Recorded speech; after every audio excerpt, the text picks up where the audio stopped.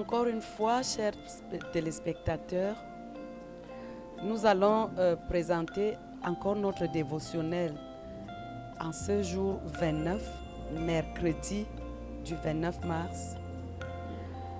Continuez avec l'autre arme, sinon la dernière, la plus importante, pour lutter contre les assauts du diable dans notre vie, l'évangélisation. L'évangélisation, qu'est-ce que l'évangélisation?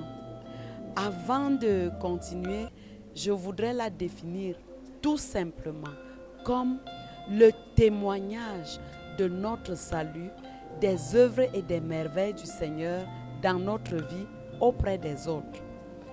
La Bible dit dans Éphésiens 6 au verset 15, « Mettez pour chaussure à vos pieds le zèle que donne l'évangile de paix. » Nous avons revêtu le casque du salut, nous avons revêtu la cuirasse de la vérité, nous avons mis à nos reins la ceinture de la justice. Aujourd'hui, la Bible nous recommande de chausser nos pieds de l'évangile de la paix.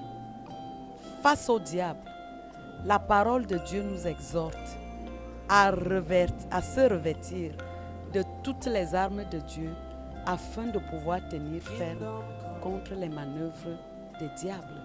C'est dans Éphésiens 6, au verset 11. Et parmi ces armes se trouve le zèle de l'évangile. Qu'est-ce que le zèle? Un courage effréné, un courage qui n'a peur de rien. Le zèle, ce zèle a une place particulière parmi les armes de Dieu. Il tient lieu de chaussure à nos pieds. Comme la justice tenait lieu de cuirasse, le zèle de l'évangile tient lieu de chaussure. L'apôtre Paul ne dit pas « Faites de l'évangile la chaussure à vos pieds ». Ce qui est dommage, c'est que très peu de chrétiens prennent au sérieux cette arme dans le combat. Lorsqu'ils commencent à lire les armes divines au niveau du zèle de l'évangile, ils passent comme s'ils n'avaient rien lu.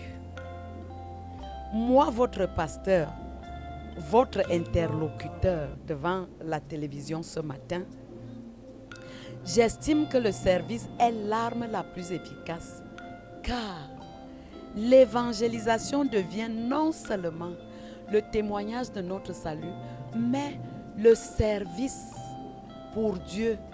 Car quand nous témoignons du salut, des merveilles de Dieu dans notre vie aux autres, nous sommes en train de servir Dieu. Et cela rend Dieu très, très heureux. Le pasteur a écrit tout un dévotionnel sur les bénéfices du service. Il est primordial que nous la lisions. Très, très prochainement, vous en aurez des lectures approfondies comme aujourd'hui. Le zèle est une ardeur, une motivation dévorante à faire quelque chose. C'est l'énergie ardente déployée dans le travail et le dévouement pour le Seigneur. Il est écrit dans Romains 12, 11. Ayez du zèle et non de la paresse. Soyez fervents d'esprit. Servez le Seigneur. Le Seigneur nous demande de nous laisser guider chaque jour par le zèle pour annoncer sa parole. Car sans zèle, nous ne pouvons pas annoncer aisément la parole de Dieu. Nous aurons parfois honte, parfois peur de sortir. C'est en le faisant que nous pouvons mettre fin aux attaques du diable dans nos vies. Nous savons que les pieds sont synonymes de déplacement, de mouvement. On perçoit au travers de notre verset du jour une invitation du Seigneur à conditionner nos projets, notre vie, nos actions par la motivation à annoncer son royaume. De même qu'il est nécessaire pour un soldat de porter ses chaussures avant de rejoindre le champ de bataille. Il est nécessaire pour le chrétien de s'armer du désir ardent d'annoncer l'évangile. Sans cette motivation, toutes ces actions, tous ces projets, tout mouvement que le chrétien peut faire est sans force. L'évangélisation devient donc notre force de mouvement, notre force d'action au nom de Jésus. En effet, ce qui doit conditionner chaque projet, chaque action, c'est le zèle pour propager l'évangile de paix. L'apôtre Paul a dit, si j'annonce l'évangile, ce n'est pas pour moi un sujet de gloire, car la nécessité m'en est imposée. L'évangélisation n'est pas facultative, c'est un devoir de quiconque reconnaît avoir reçu le salut de Dieu. Et malheur à moi si je n'annonce pas l'évangile, ajoute l'apôtre Paul dans 1 Corinthiens 9 au verset 16. La motivation à glorifier Dieu est ce qui nous distingue du monde. Cette motivation n'est pas réservée uniquement aux pasteurs ou aux évangélistes. Tout chrétien doit avoir cette motivation. La motivation à annoncer l'évangile est notre plus belle arme. Car lorsque tu sers Dieu, c'est Dieu lui-même qui se lève pour combattre tes combats.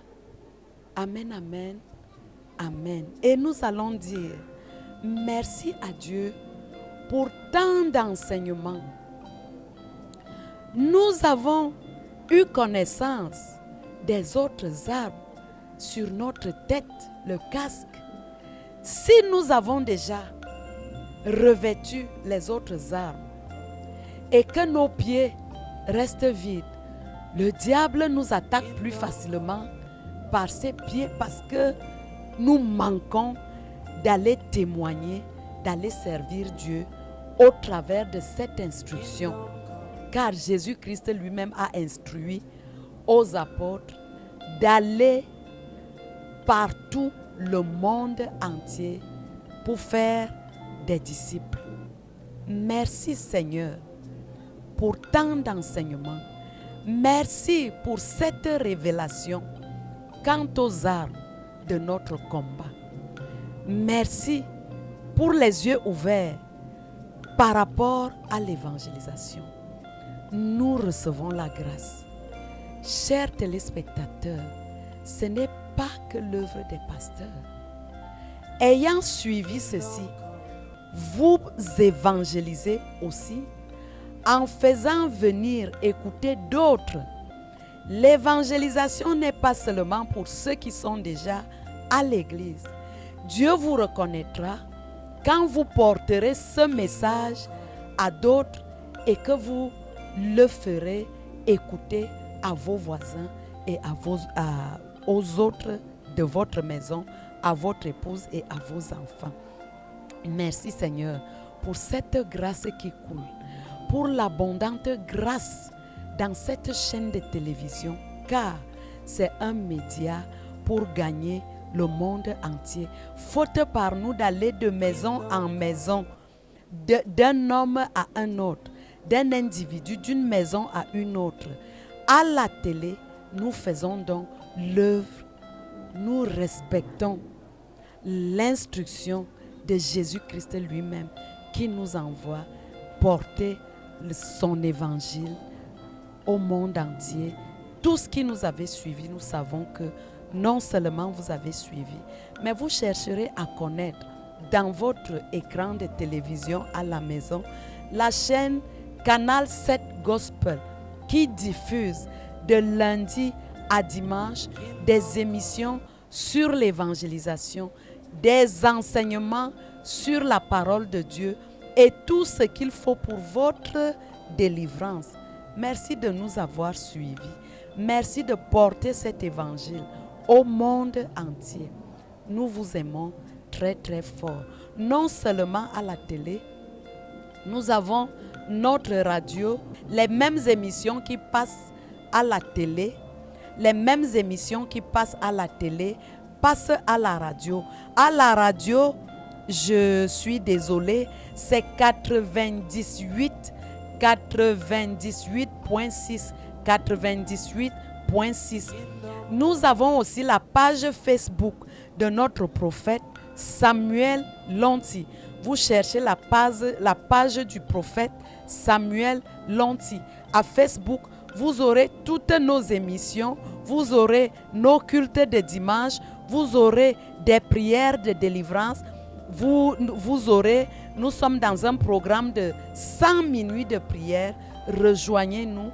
Nous sommes déjà presque à la fin. Nous en avons encore pour 33 ou 32 jours. Rejoignez-nous. Mais la Bible dit les derniers ont la même portion que les premiers. Rejoignez-nous à Facebook ou à Canal 7 Gospel.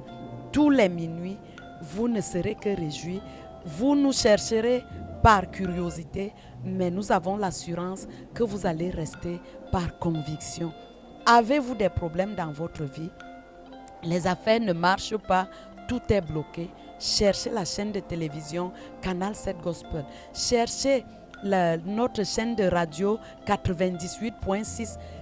À la page Facebook, vous aurez la solution à vos problèmes.